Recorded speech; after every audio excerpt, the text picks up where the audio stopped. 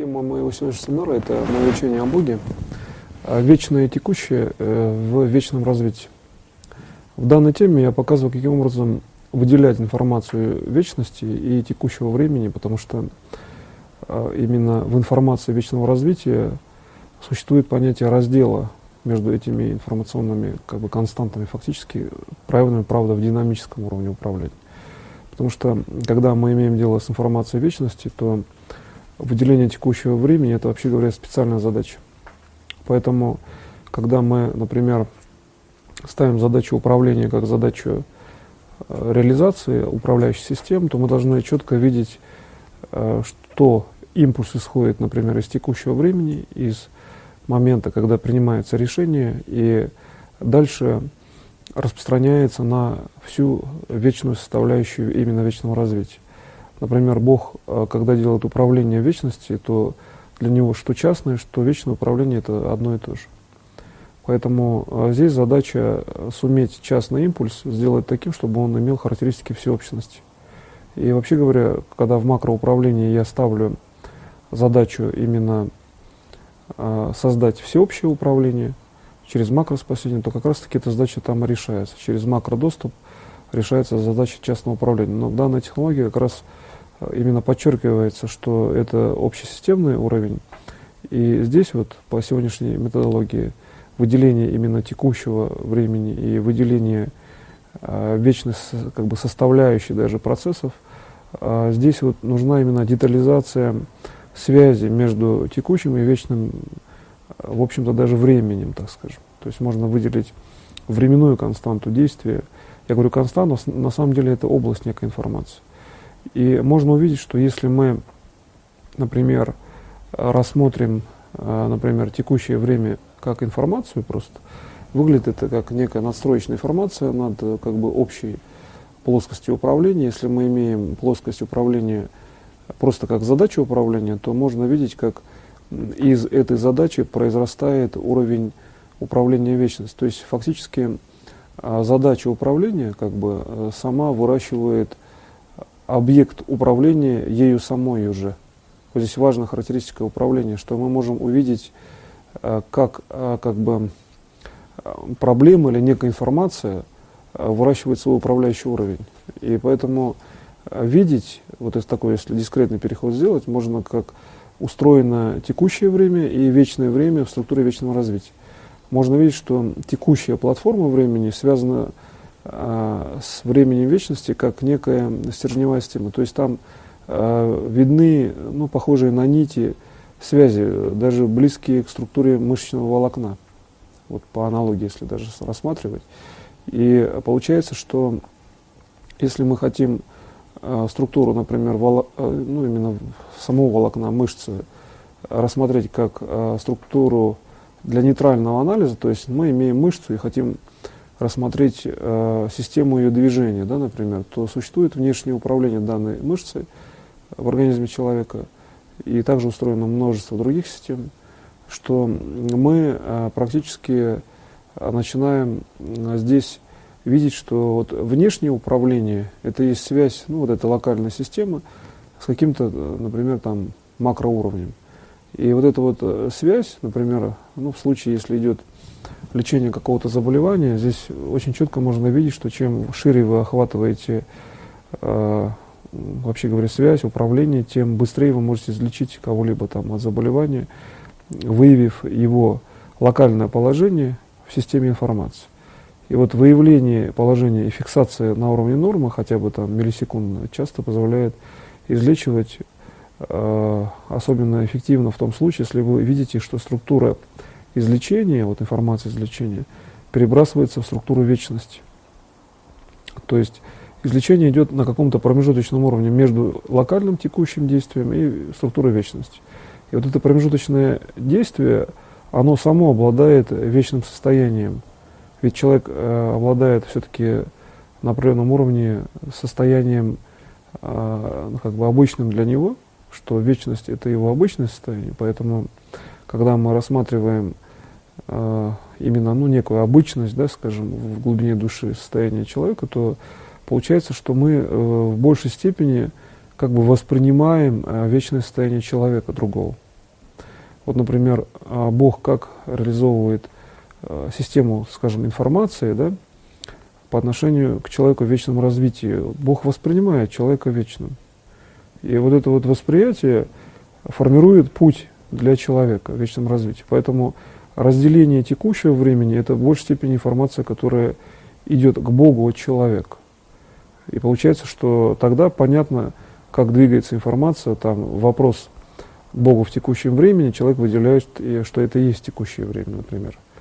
А Бог, воспринимая его, скажем, обращение человека, сам являясь бесконечным уровнем, одновременно сразу же получает локальный уровень какой-то просьбы там, или какого-то действия, как вечный уровень. То есть именно обращение к Богу или восприятие Бога в целостности, то есть именно просто восприятие как таковое даже создает локальные, например, в системе действий человека структуру вечности. То есть, значит, правильное восприятие, скажем так, макровеличины, а по сути в глубинном аспекте это все-таки принципиальное действие Бога по обучению именно человека. Мы здесь видим, что вот тогда мы переходим на структуру как бы извечного действия. Вот здесь важно само слово, то есть извечное действие, то есть исходящее из вечности, но оно может быть локализованным. Хотя есть другой смысл этого слова, там именно где мы вот этот, что ли, фрагмент извлечь, или извлечь, да, из откуда-то, значит, мы можем не заканчивать, но мы при наличии начала слова можем получать структуру всеобщности действия. То есть получается, что мы имеем структуру, полученную из структуры вечности, но эта структура все-таки может быть локальной, хотя бы даже само слово. И получается, что мы можем видеть, что кроме неких стержневых систем, которые развиваются, если мы смотрим локальная структура и, например, там бесконечная, то есть вечность, то если мы переворачиваем систему, просто механически, то из структуры вечности развитие идет дальше. То есть не обратно в локальную систему, а наоборот, локальная система, она как бы приближается к структуре вечности, а развитие идет в некую следующую систему. Так мы можем определить, получается, что закон создания вещества фактически. То есть как создается вещество, если мы воспринимаем какой-то определенный уровень создания вещества. И здесь получается, что мы вполне можем рассмотреть этот уровень как систему наиболее благоприятных действий для личности и фактически увидеть, что создание самого вещества в этой системе — это работа, которая практически нужна как системе вашего действия, то есть это работа, которая нужна вам, да, по созданию вещества или какой-то материи, так и работа, которая определяет структуру именно вечного, бесконечного развития. То есть вот именно выделение своего собственного импульса в управлении, умение понять, что именно вам нужна эта система управления, вот это как раз-таки определенная часть работы, где вы фактически находите определенное место своего действия, и получается, что так же, как Бог делает в управлении, Он делает и всеобщее управление, и частное, и контролирует процессы часто очень уникальные. То есть Он контролирует иногда, с точки зрения человека, те процессы, которые его могут коснуться, да, или касаются в макроуправлении, но при этом заведомо ясно, что у Бога все равно благоприятное развитие. Ибо Бог все равно создает себе благоприятный уровень дальнейшего развития, или текущего, да. А получается, по аналогии с тем, как делает Бог, у человека вот этот уровень дальнейшего развития очень четко связан с текущим временем. То есть для Бога нет проблем, Он знает структуру будущего развития. А, например, чтобы человеку узнать, ему нужно подняться, что ли, над уровнем событий и посмотреть сверху структуру точного действия. А точное действие же разделено на многовариантный, прогнозный даже еще путь. Не просто многовариантный, а в прогнозе даже может быть так, что кроме абсолютных систем прогноза, которые не так значительны в системе управления, абсолютный прогноз часто может касаться там нескольких лет, многих лет, и при этом не меняться, и у человека не так часто бывает система абсолютных прогнозов, что он знает там какие-то тактические, стратегические системы будущего совершенно четко, да, своего. Либо он это ясно знает, либо он там во сне периодически что-то видит. И получается, что в большей степени пространство управления многовариантно. То есть абсолютный прогноз — это то, что в коллективном смысле устраивает в основном людей, или всех практически, или там основную структуру при, например, макросозидательной функции будущих событий. И учитывая, что здесь в большей степени зависит от вашего личного настроения, да, состояния или там желания, и коли уж уровень созидательный, то в будущем он выдержится, поэтому макропрогнозы абсолютного толка, они, как правило, подтверждаются достаточно просто. А вот именно умение варьировать, да, другую информацию все время упирается в структуру коллективной воли. Вот каким образом происходит на самом деле формирование, что ли, будущих процессов с точки зрения текущего времени. Там ничего необычного нет даже в системе управления. Там просто нужно учесть, насколько проявлена коллективная воля в управлении. То есть насколько, скажем так, ваши действия сочетают в себе условия именно всеобщего равного развития. И вот когда вы начинаете вот это условие, что ли, или системность некую, в большей степени, может так выразиться, именно всеобщего равного развития, выводить эту систему в уровень развития или потенциальности в развитии действий, то видно, что вот здесь как раз-таки распределение текущего времени и времени, например, всеобщего или там локального, что ли, плана и плана всеобщего, где вот этот локальный уровень, так называемый там динамический уровень текущего времени виден совершенно четко.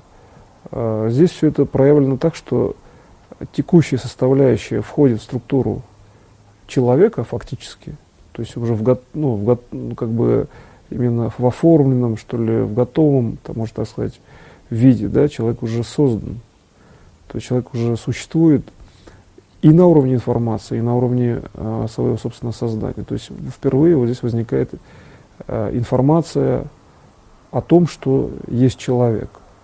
Дело в том, что информация о человеке, она другого вообще типа и толка. На уровне бесконечного восприятия она не отличается от человека. Потому что человек — это бесконечная величина. И получается, что сказать, что это информация или сам человек, это часто нужно еще уточнить ситуацию.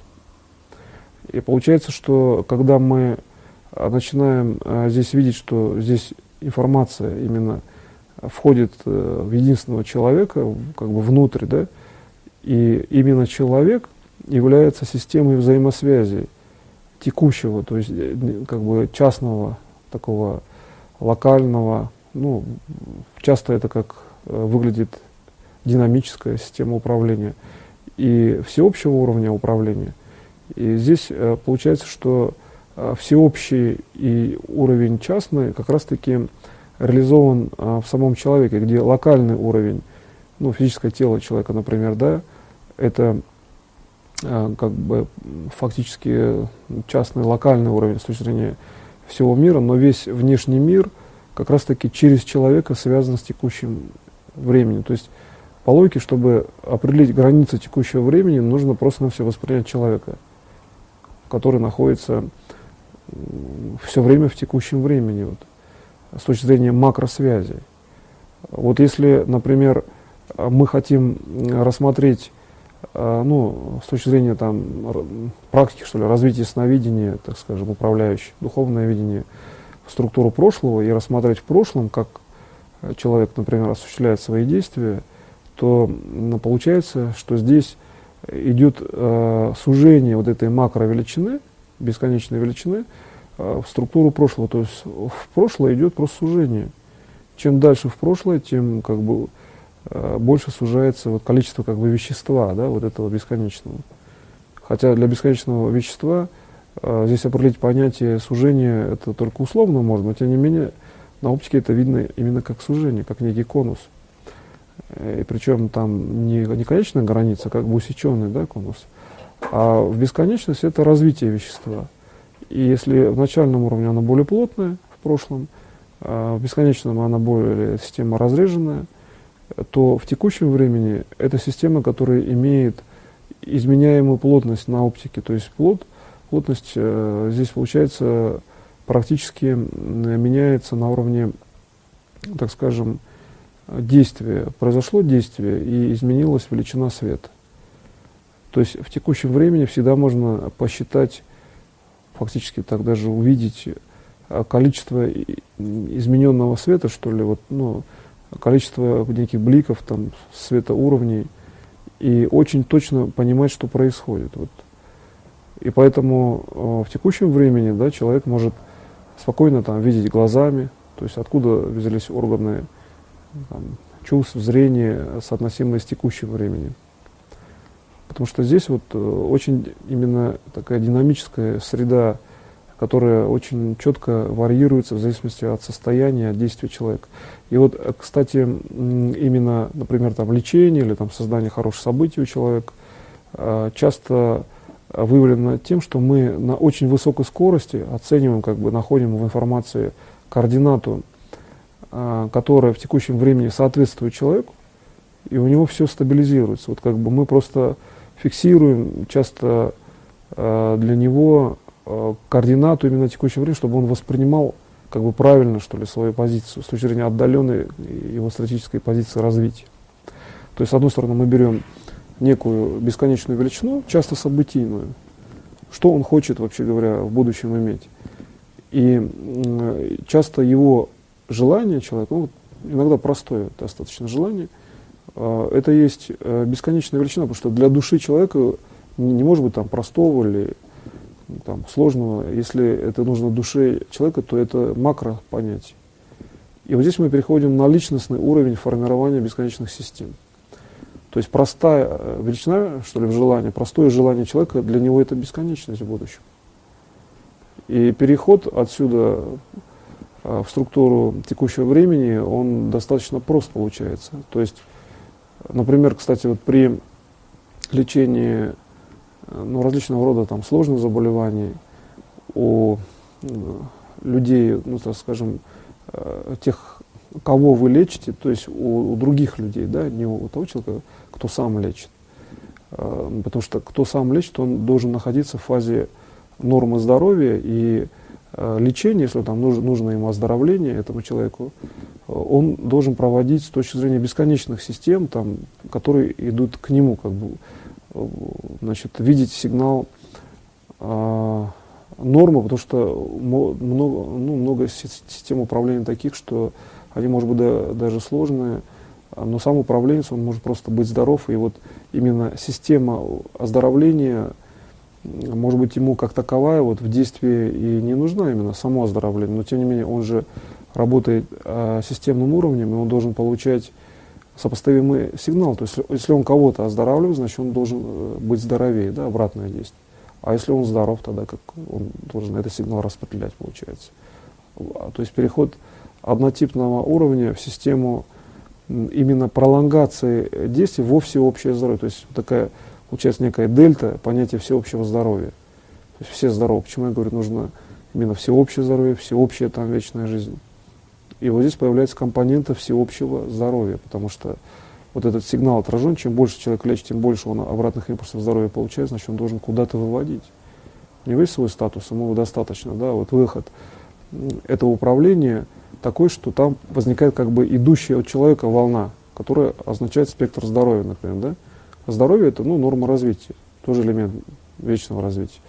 А при лечении там, другого человека вы передаете структуру, которая фактически, ну, так скажем, ну, если принимает, да, другой человек ваше лечение, ваше управление, то получается, что он набирает информацию, но при этом вот передача этой информации осуществляется уже другим путем, да, то есть он, с одной стороны, выступает как уровень, который может бесконечное количество информации принять, потому что он может, значит, принять столько, сколько угодно на уровне, в принципе, действия, как бесконечная величина. При этом он получает эффект, и возникает действие, где уже его уже личный опыт переходит в систему накопления опыта в коллективном сознании. Ну, то есть в любом случае это польза для всех. И когда вы начинаете видеть, что вы передаете информацию в бесконечном плане, а приходит локальный сегмент информации, но он еще более емкий, то вот здесь видно, что как только вы осуществляете помощь другому, организовываете его, помогаете в организации событий, в выздоровлении, например, то вот здесь локальная конечная величина содержит больше информации управления, информации благоприятного развития за счет достигнутого опыта. И получается, что трансформация, как Бог делает, Он дает человеку бесконечное сразу же количество информации. То есть, хотя, вроде как это какие-то локальные системы информации, но ведь Бог сам бесконечен, Он может давать только бесконечные величины. И человек может воспринять их или как бесконечную величину, тогда он сразу же больше рассматривает Бога, да, как Он действует, или же может рассматривать конечную большую величину. То есть он смотрит в суть некой системы, некого события человека и сам для себя вырабатывает, что ему желательнее, или как он вообще может, да, с точки зрения образования, технологии развития. И получается, что мы здесь имеем очень такую комплексную, что ли, даже большую в размерах взаимосвязь, в оптических, геометрических размерах, следующего толка и содержания, что человек фактически, который передает систему знаний в большом количестве, сам настроен на бесконечное развитие, он находится в гармоничной как раз-таки фазе, потому что тогда он изначально формирует импульс бесконечности, и он также действует, как при действии в макроразвитии, что он формирует макропространство. Бог, когда действует, Он может действовать и действует и в общем, и в частности. Он каждому дает и частные системы. И у человека, чтобы соответствовать тому, как делает Бог, он должен в макросистеме рассмотреть хотя бы какие-то частные случаи. И вот здесь взаимодействие Бога и человека часто не отличаются в частных системах. То есть Бог воспринимает свои действия совершенно так же, как воспринимает человек, такой уникальный случай. И получается, что в этом случае, кстати, очень эффективно оздоравливается сам человек, да, вокруг того уровня, где он реализовывает действия, возникают благоприятные системы, даже в управлении дистанционном, то есть регион, какая-то местность, провести управление в этом уровне, там улучшится экологическая ситуация. Там, например, не произойдет аварии и так далее. То есть физическое пространство начинает реагировать на ваши задачи, на ваше присутствие, на ваше управление. И получается, что следующий элемент, ваше благоприятное управление, свершившееся, да, в пространстве управления, даже если это в будущем пространстве, влияет на макросистему в макроблагоприятном плане. Потому что стоит только получить один элемент благоприятного развития, как моментально начинается реакция макросистемы.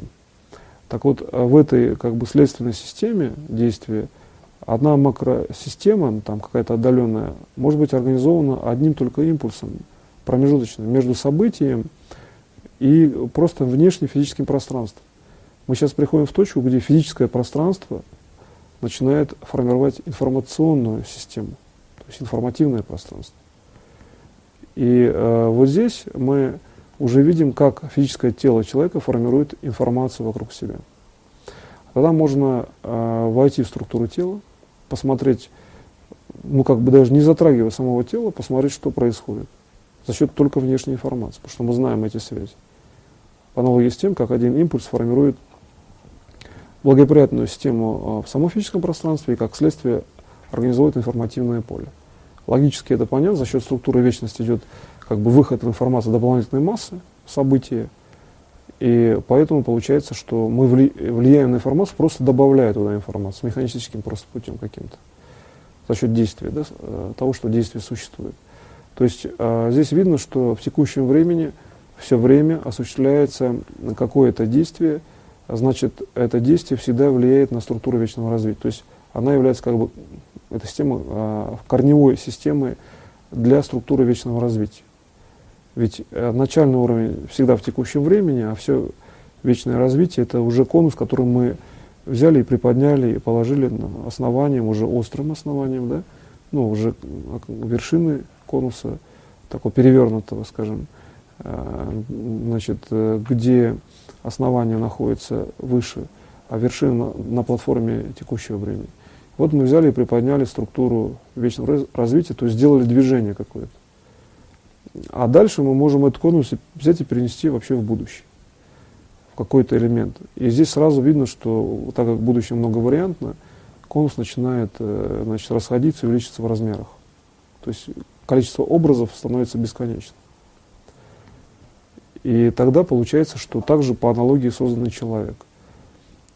То есть он создан не просто там в единственном числе, просто похож, да, или просто по подобию, например, и все. А так как он создан с точки зрения времени будущего, то он имеет именно структуру бесконечного развития, просто даже за счет того, что пространство так устроено. Когда, например, человек начинает видеть структуру пространства с точки зрения именно будущего развития, он может четко увидеть свое место там в будущем или там видоизменить, когда захочет, в общем-то. Но, по крайней мере, он может ориентироваться информацией точно или там как можно точнее, да, он может принимать те решения, которые более управляемы с точки зрения взаимодействия с макросистемой. То есть, ну, управляемый имеется в виду, что он не теряет за ними контроль. И вот получается, что с точки зрения уже интеграции, связи, что ли, вечной системы и локальной, мы здесь видим, что уже ну, решаем другую задачу. То есть, если сначала задача была разграничение, то есть рассмотреть, где текущее, где вечное, то как только мы в чем-то начинаем распознавать эту систему, там какие-то делаем первые движения по аналитике этой системы, то сразу же мы видим, что сразу же возникает задача рассмотреть, а где вообще стыковка происходит. Локальная и вечная система. Ну, как некий такой стыковочный, что ли, модуль большой, там, вечность, это большая величина. Вот она приближается к текущему времени, который еще, ну, в общем-то, видоизменяется даже в управлении. И нам нужно состыковать так, чтобы было непрерывное прошлое, там, непрерывное будущее, благоприятное. Да?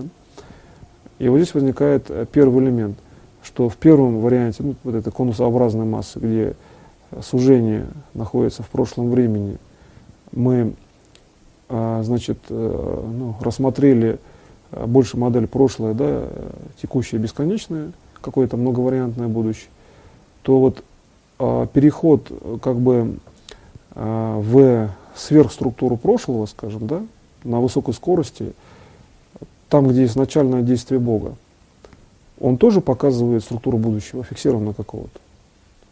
Потому что Бог, изначально создавший мир, он все равно знал все будущее и знает. Значит, где-то при высокой скорости, на высоких плотностях мы можем рассмотреть структуру будущего, но единственное, вот здесь есть такая благоприятная величина, будущее здесь не сформировано, то есть оно не определено. Вот я нашел первый элемент, где будущее не определено. Например, при локальности, там, где нет абсолютного прогноза. Где абсолютный прогноз, оно всегда определено. Имеется в виду, как создать материю будущего в нейтральном виде и смастерить, например, то, что хочется. Да?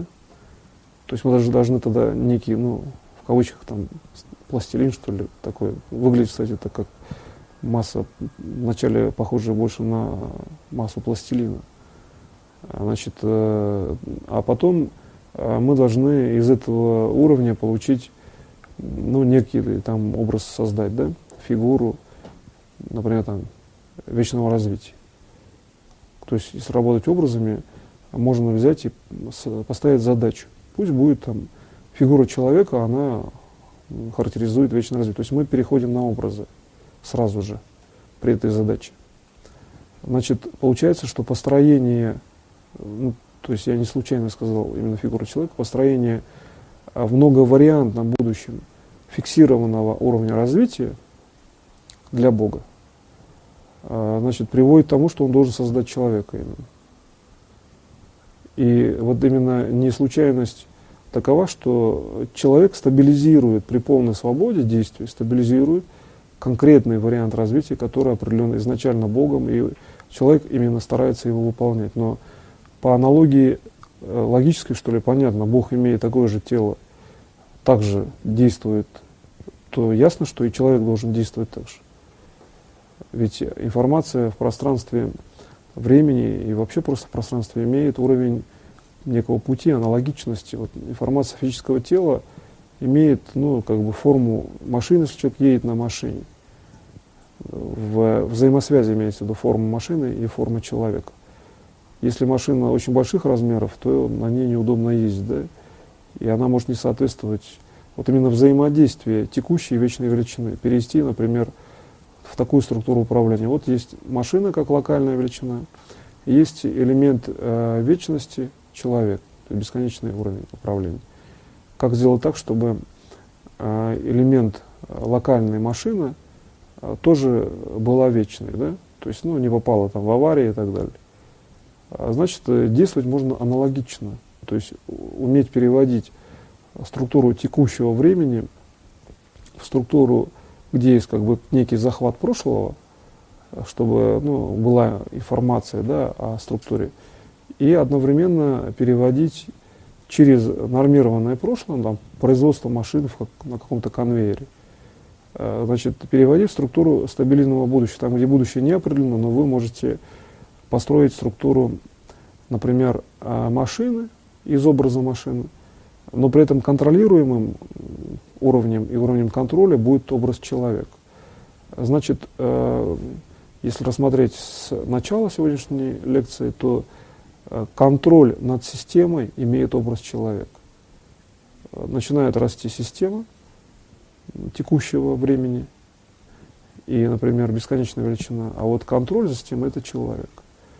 Значит, любая система в развитии как бы превращается в человека, в информацию. И вот когда мы вот этот элемент превращения начинаем дифференцировать, то можно видеть, что можно любое, ну, заболевание, если у человека есть, а если, ну, там как-то вот именно прочистить, буквально там видны полосы, где находятся эти скрутки информации, как можно вывести, у кого есть время, он может просто аккуратно сидеть и потихонечку высвобождать вот эти все как бы пласты управления. Для тех, кто здоров, просто-навсего можно строить устойчивое будущее именно развитие. При наличии большого количества дел часто это удобный ракурс для того, чтобы быстро среагировать на ситуацию, сделать управление и перейти к структуре уже будущего на основе четко определенной позиции управления. Вот здесь вот важно видеть, что будущее часто очень четко определено для любого человека. И совершенно четко определено то, что бесконечное будущее может быть реализовано для любого человека, стоит только человеку захотеть. Вот именно возможность реализации бесконечного развития для любого человека — это как закон развития вообще цивилизации, общества, материи даже и так далее. И вот переходя на такой уже, ну, социально, там, физический, так скажем, статус управления, можно увидеть, что в структуре мышления любого человека лежит вот эта структура перевода вот этого нейтрального вещества, будущего, да, скажем, в структуру образа. Что есть мысль в этом понимании? Человек просто берет эту платформу, некий там пластилин, да, условно, или похожую массу на пластилин, и за счет там жирного мысли, так скажем, берет и перемалывает структуру событий. Значит, механизм мышления унифицирован, как, ну, как некая фабрика, да, мельница какая-то, которая постоянно перемалывает одну и ту же массу, но производит разные системы. Если сравнить вообще с мельницей, то он сначала как бы производит муку, например, да, нечто однородное, а дальше уже своим же собственным интеллектуальным вкладом человек формирует там какие-то пироги, торты и так далее, да, хлеб, например. Получается, что интеллектуальное действие — это следующее действие, и не мысль первична в данном случае. Первично некое исходное, изначальное действие человека, вот, по аналогии с тем, как там печется хлеб, то есть разные продукты из одной муки. Форма мысли, то есть вот некий жернов, и уже следственный продукт — это все-таки пока мука, например, да? Ну, такую я там не прямую, конечно, аналогию провожу, но если следовать этой логике, то получается, например, там лечение заболевания, особенно если там опухолевые заболевания у человека, тогда получается, что можно всего лишь навсего на уровне, значит, фактически формы мысли, там, где вот, перемалывается вот эта исходящая нейтральная масса, значит, и при этом видно действие Бога в структуре организации этой массы, периодически человек может видеть или видеть всегда, если захочет. Но ведь задача научиться, он должен видеть и всегда, и одновременно уметь делать сам. То есть сочетание двух действий до бесконечного уровня, всегда видеть, и уровня научиться самому. То вот здесь вот важным элементом является, что форма остается неизменной. Следовательно, тело человека при наличии мышления может оставаться неизменным. А мышление всегда есть. То есть, например, человек воспринимает, это уже структура мышления. То есть человек находится, скажем, в состоянии действия, или просто его тело воспринимает реальность каким-либо образом. Это уже есть элемент, который соотносим с системой именно мышления. И получается, что то, что, например, подобно мышлению, то есть есть некие действия информации, которые соответствуют принципам перевода структуры некой формы в действие, интеллектуальное действие человека. Получается, что человек закладывает перед собой фактически систему следующего действия на уровне как мышления, так и некого совершенно иного уровня взаимодействия, где существует вообще макрореальность, где есть сам человек, но который одновременно является и человеком, собственно говоря, которого привыкли воспринимать как человека, который, например, может иметь какие-то локальные системы развития, но здесь идет очень четкое действие Бога на уровне того, что Бог дает именно этому человеку вечность. То есть как он вообще дает вечность, как он это ставит, Бог. Вот здесь можно распознать это действие, как некий канал даже в геометрии, где это проходит над человеком. Прям видно светящийся такой серебристый канал света, так скажем, свет. И микрочастицы света начинают все шире и дальше расходиться. Чем дальше от столба, тем они больше скорость имеют. Да? И это есть сущность человека вечного. Значит, получается, разделить текущее и вечное в светоуровне, это есть свет действующий, свет, который приносит конкретные события, свет, который организовывает, получается, и тело человека, и его мышление, то есть всю реальность человека, и одновременно сами события. Так вот, управляющее действие на уровне информации, что ли, так скажем, объем информации, состоит в том, что человек всегда, по сути, события контролирует. Вот здесь важная величина в этом управлении. Он, как бесконечный уровень восприятия, естественно, знает, что впереди на определенном уровне. И поэтому любое событие находится в фазе контроля. Вот кто это распознает, он становится управленцем, который все время видит прогностические системы и старается их реализовать для любых нужд, включая нужды целительские, какие-то управленческие, управление какой-либо системой материи. И если человек на это не обращает внимания, то у него, происходит, естественно, какое-то соотносимое развитие. И вот здесь выделение величины конечной в управлении, это как раз-таки уже сформированное локальное действие человека, полученный какой-то результат. И взаимодействие этого результата со структурой божественного развития. То есть в чем вообще элемент конечности для Бога?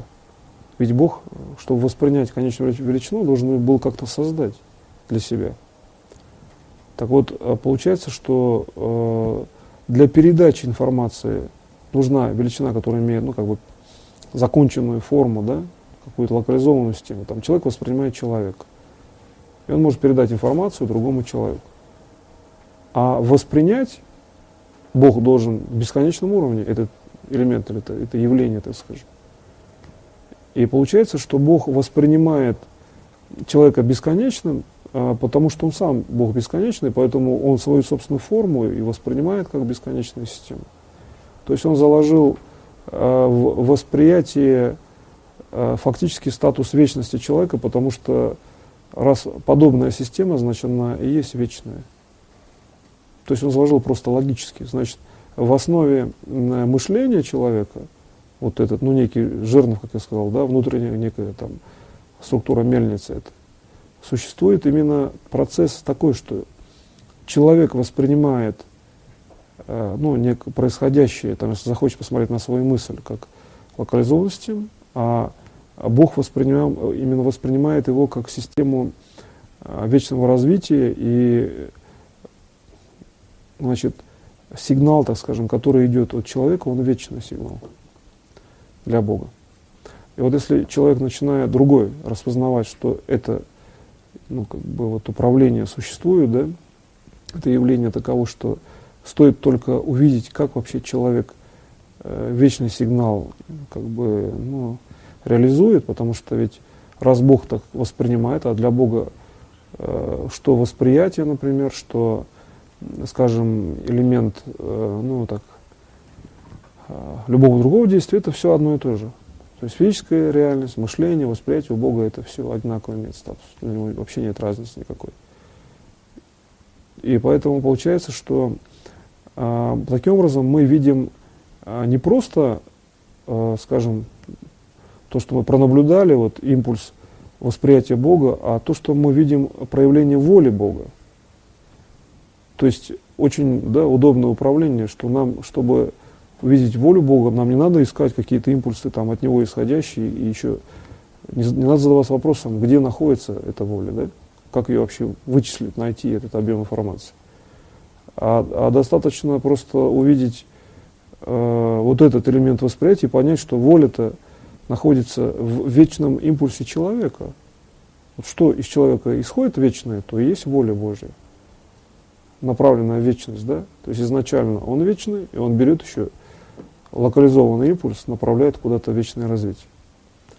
Значит, и получается, что здесь, как только вот эта, ну, такая вот достаточно, она все-таки в управлении, она выглядит многоракурсово, но достаточно гармоничная, или даже, так скажем, гармоническая такая фаза управления, что вечный статус человека, то есть вечный фактически человек, формируя в себе там какой-то начальный уровень, который он, например, называет своим мышлением или своим желанием, каким-то первичным или следующим, ну, неким действием, которое автономно, да, создает вечную волну развития. То есть получается, если посмотреть там, с точки зрения информации просто как таковой, люди светят из себя вечным светом все время куда-то. И либо они могут светить однонаправленно, создавая платформу для этого света, да, много фонарей, свечащих там, на ниву, например, бесконечного развития, таким политическим уровнем, можно сказать. А можно, предположим, рассмотреть процесс так, что мы видим структуру развития в том, как формируется в текущем времени вот этот соединенный и частный импульс. То есть человек в себе производит разделение частного и бесконечного. И значит, именно разделение, то, которое существует во всеобщей реальности, это прежде всего действие абсолютной воли человека. То есть именно его полной свободы воли. Таким образом, мы пришли к тому, что в вечном и, значит, в текущем времени мы имеем проявление воли человека. Ну, чтобы это не по-книжному как бы было сказано, то получается некая такая как бы формализованная, да, система представления, в данном случае материала. Нужно видеть, что идет конкретная работа в управлении сейчас. То есть делать конкретное управление нужно по своим задачам, и задачи находить те, которые существуют в логике стабильно, как бы, да. Тогда будет видно, что это не формальное, вот у меня просто изложение, похожее там, типа, на книжный текст даже. Вот как только мы начинаем говорить о вечных системах, то возникает текстовая система буквально там в изложении. А вот устная, например, речь, да, она все-таки отличается уровнем действия в этот момент дополнительно. Ну, каким-то неким иным действием, там, действием личности, связанного в текущем времени с человеком. А вот слово, текущее слово, означает именно локализацию человека, как уровень, который произносит слово, и слово, которое имеет бесконечное развитие, бесконечное следствие. То есть в структуре ментальных, что ли, отношений получается, что мы имеем в слове тот же самый закон развития локальной системы, где произнесенное слово это уже бесконечно, то есть человек произносит бесконечную величину фактически сразу. Просто даже по логическому фактору слово может быть использовано в бесконечном количестве вариантов. Есть просто буквы какие-то, да, которые тоже могут быть использованы в бесконечное количество раз. То есть человек пользуется, в общем-то, для каких-то локальных действий, для объяснения локальных действий бесконечными системами, фактически. То есть можно построить один дом там, по какому-то проекту конкретному, но ведь пользуется одной группой слов каких-то там, символов и так далее. Можно построить таких там миллион домов и так далее. Получается, что мы говорим о том, что изначальное действие даже на логике, чем пользуется система коммуникации человека изначально, тоже явление бесконечное, как следствие его бесконечного состояния. Если мы это будем воспринимать не просто механистически, как бы вот, есть такое и все, а исследуем корень, да, этого явления, то получается, что мы можем видеть, где человек соединен со словом. То есть соединен с внешним миром, как бы есть вот некая там пуповина, скажем, да, когда ребенок рождается, а вот где эта некая пуповина со всей внешней реальностью, например, да? Что для человека это внешняя реальность? И как для него выглядит Бог в этом плане.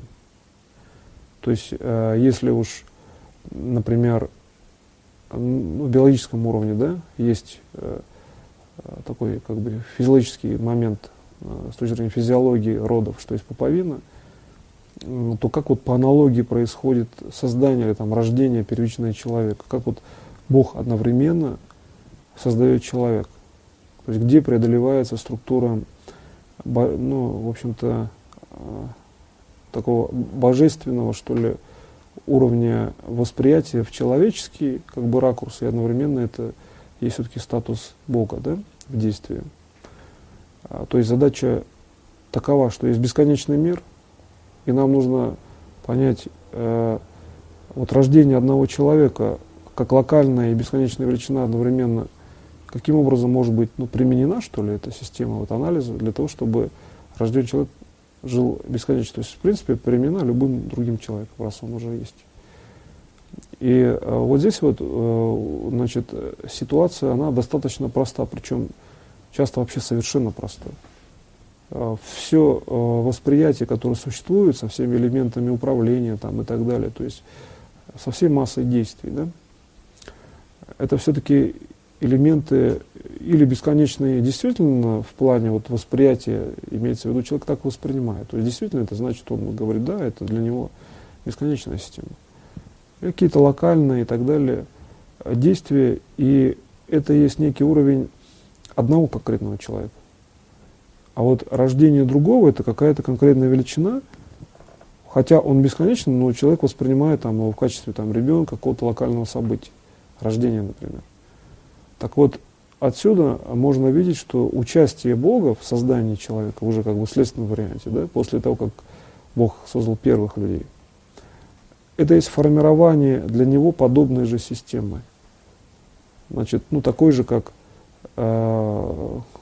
система, как была сформирована при первичном уровне даже самоорганизации, не говоря уже о том, что там жизнь других людей. И возникает достаточно многосложный, в принципе, механизм, но значит, вот этот как бы интеллектуальный фон, что ли, там, ракурс или интеллектуальное действие этого некого уровня различных связей таково, что вы видите организацию самого человека из фактически как бы локальных светооптических систем, но человека всегда цельного. То есть любая локальная система, вообще любой объект информации, так скажем, в управлении, восприятии, организует всегда там, вас, любого другого человека целиком.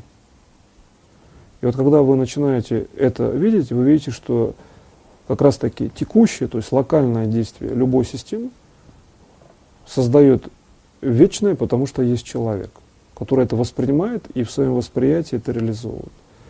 И тогда, кстати, очень упрощенными часто становится система управления, ну, с точки зрения того, где брать, ну, как бы некую энергию, есть такое понятие, или какие-то ресурсы управления. Достаточно вот здесь вот просто познать эту структуру мира и видеть, что каждый элемент может нести структуру вечной жизни, и в области восприятия даже нет раздела, получается. То есть, когда вы в такую гармоничную систему управления входите, то часто ваши все вопросы становятся решенными только потому, что вы эту систему именно так воспринимаете. То есть ваша точка зрения, ваша позиция, и вы имеете следующий уровень вечного развития, который также стабильно, например, показывает, что это и есть необходимый атрибут, да, вашей деятельности. И тогда вы уже начинаете гармонично, вечно жить. То есть видеть, что ваша жизнь, например, вечна и гармонична, и вы практически получаете управление, ну, со сверхзадач. То есть вы что-то делаете, но все время понимаете, что ваша сверхзадача, что ли, какие-то следующие задачи всегда решаются по вечному развитию. Тогда управление часто становится упрощенным, и любое локальное действие моментально приводит к результату. На этом я сегодняшний семинар заканчиваю. Спасибо большое за внимание.